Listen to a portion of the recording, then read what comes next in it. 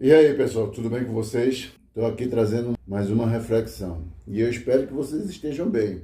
A reflexão de hoje é de uma história de um rei, o rei Ezequias. Esse rei Ezequias, aos olhos de Deus, fez tudo certo, consertou o reinado e fez tudo bem, mas ele chegou a adoecer e essa doença seria de morte. E Deus foi e mandou um profeta, o profeta Isaías, e dizer a ele: põe ordem na tua casa, porque essa doença é de morte. Amados, quando Deus manda o profeta dizer isso para o rei Ezequias, ele vira de lado, chora e fala com Deus. E lembra a Deus: Senhor, eu fiz tudo que era certo, eu consertei o reinado, coloquei só o Senhor como Deus único do reinado. Eu acabei com o que o meu pai tinha feito de errado e eu fiz tudo aos teus olhos. Eu escutei o que o Senhor queria, não deixa eu morrer. Nesse mesmo momento, quando ele estava orando, o profeta Isaías, antes de sair do palácio, Deus fala com o profeta e pede para ele retornar e para dizer a ele que Deus vai acrescentar mais 15 anos, certo? Mas Deus não tirou a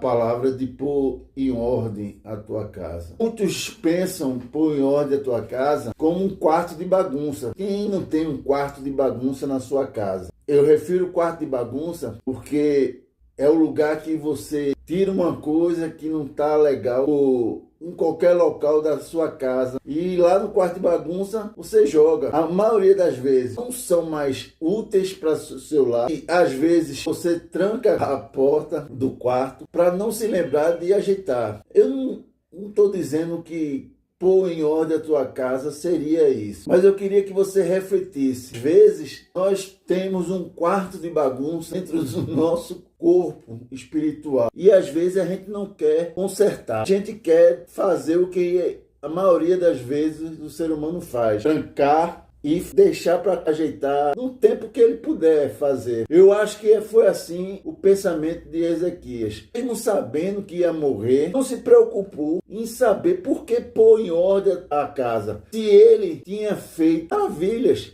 ele consertou os erros do pai e fez um reinado tremendo. Mas ele tinha recebido de Deus, através do profeta Isaías, que ele tinha que pôr em ordem, mesmo sabendo que ia morrer. E qual seria essa ordem? Qual seria esse conserto para pôr em ordem? Eu não sei se Ezequias parou para refletir sobre, mas eu queria trazer para a gente refletir o que é que Deus está dizendo na tua vida para pôr em ordem. Ao ler a história, eu descobri o que é necessário pôr em ordem a minha vida. Mas será que você vai entender na sua vida o que Deus está querendo que você ponha em ordem? Não é o quarto de bagunça, mas sim o quarto de bagunça que está dentro de você espiritualmente. Você precisa refletir sobre essa história. Quando Ezequias, homem de poder, amados, porque ele orou e Deus escutou a oração dele e ao mesmo tempo a oração foi dada a resposta. Veja que Ezequias era um homem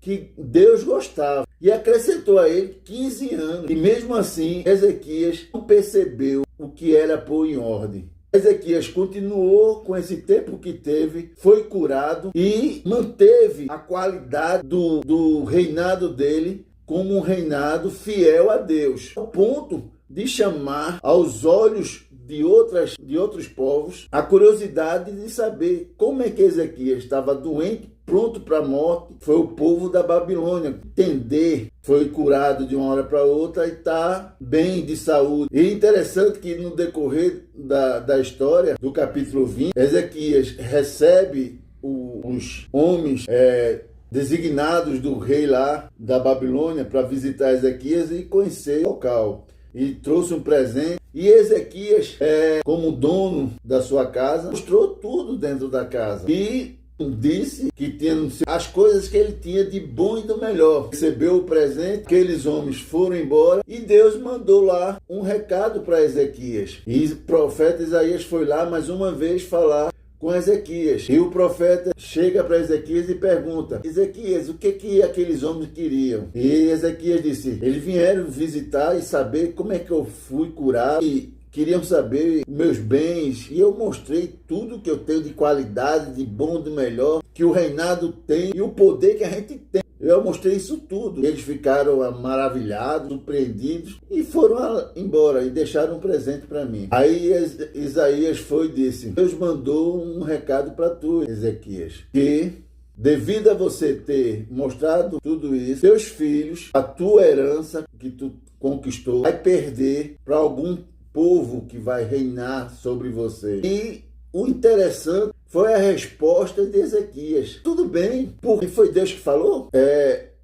Eu não estou preocupado, não. Ele foi seco na resposta, porque ele tinha a confiança que Deus tinha garantido que ele ia viver mais 15 anos. Assim, naquele período de 15 anos, ele estava em paz. Eu não sei se a soberba, a prepotência reinou nesse momento que ele disse que estava tudo bem. Que ele não se preocupou com a geração dele, com os filhos dele. Mas o profeta Isaías disse que os filhos iam ser escravos. A herança que ele tinha, que os pais tinham garantido, iam perder tudo. E Ezequias não se preocupou com isso. Aí eu venho a entender quando Deus diz: põe em ordem a tua casa. Tem a ver muito, casa fala muito de família. A preocupação de Ezequias era tão grande que ele esquecia muito, eu acho, da família. Porque quando Ezequias teve a chance de ter mais 15 anos, eu não orientou o seu filho. Porque quando Ezequias morreu, o seu filho Manassés reinou com 12 anos, fez tudo ao contrário que era o rei Ezequias. E não a consequência da promessa que Isaías profetizou, a mando de Deus, que o reinado ia ser tomado e os filhos iam virar escravos. Isso não aconteceu logo no começo, não. Isso veio há muitos anos para frente. Foi quando a Babilônia conquistou Israel. Eu quero dizer a vocês, amados, pense bem em tudo que você faz para melhorar a sua vida, mas também pense bem em cuidar dos seus filhos. Dos defeitos mais tremendos de Ezequias foi quando aqueles homens, quando foram visitar, Ezequias não lembrou que foi curado por Deus. Não citou isso. Eu observei isso na leitura. Outra coisa foi quando ele disse que está tudo bem. Ele não se preocupou se o filho dele ia ser escravo, se a família ia morrer, se ia perder tudo. Só se preocupou com o reinado e o tempo dele. O que Deus queria dizer quando põe em ordem a tua casa, Ele quer que você faça, oriente, ensine, passe tudo que você aprendeu, que você fez durante o seu tempo de vida para os seus filhos, para que seus filhos continuem com a mesma fidelidade a Deus. Porque quando Manassés tomou posse, com 12 anos, Manassés estragou Israel. Ele imitou o pai de Ezequias. Fez tudo ao contrário. O que observamos foi que faltou Ezequias prestar atenção a sua família. Quando Deus diz, põe em ordem a tua casa, Deus está dizendo que tu tem que prestar mais atenção à tua família também. Eu tenho um exemplo. Samuel, quando foi...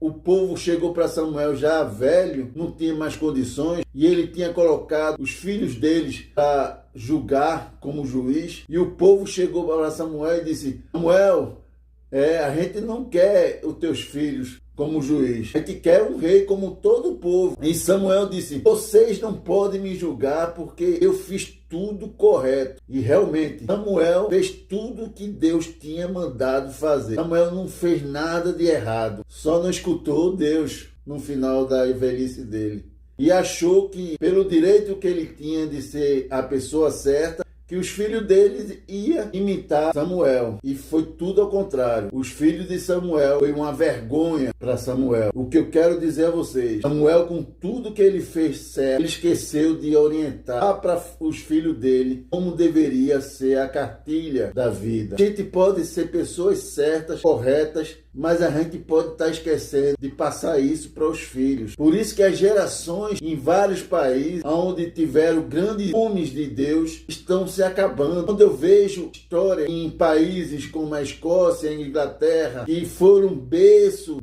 do Evangelho e hoje as igrejas viraram bares, boates, a igreja para outras religiões, foi falha dos homens que só pensaram que estavam fazendo a obra de Deus. Mas Deus quer que você faça a obra, quer que você continue fazendo a obra, mas também quer que você cuide dos seus filhos, da sua família, para que ela continue fazendo a obra de Deus. Não que vai assumir a igreja, mas que vai continuar o legado que Deus constituiu para você. Que os filhos sejam a imitação do que você está sendo para Jesus Cristo. Quando Paulo diz, sede meus imitadores, como eu sou de Cristo, aí vem aquilo que eu me lembro agora, de Deus dizendo, põe ordem à tua casa. É a confiança que a tua geração vai imitar você porque você imitou Cristo. Presta atenção, amados. Você está recebendo a mensagem agora. Você está tendo a oportunidade de parar e refletir e ver que Deus está dizendo algo tremendo para você, como disse para mim. Põe ordem à tua casa. Começa a prestar mais atenção à tua família. Não deixe a igreja de lado. Não deixe os seus compromissos de lado. Um homem de Deus. Mas cuide dos seus filhos. Cuide da sua esposa. Cuide da sua família, para que elas vejam em você que você é um grande imitador de Jesus Cristo, como Paulo disse lá na carta dele aos Coríntios. Sedes meus imitadores, como eu sou de Cristo. Põe ordem à tua casa, para que a tua geração não seja escrava do mundo, da carne, de Satanás. Preste atenção nisso. Faça fluir dentro do seu coração e da sua mente. Que você possa entender que pôr em ordem a sua casa não é o quarto de bagunça, mas o quarto de bagunça que está dentro do seu coração. Que você está esquecendo de olhar para a sua família, olhar para os seus filhos e cuidar melhor. Passar para eles, para que no futuro eles sejam seus imitadores, como você foi de Cristo. Fica com Deus, que Deus abençoe a sua vida, que Deus abençoe o seu lar, te desperta e põe em prática. Deus te ama e eu espero que esse vídeo faça algo tremendo na tua vida.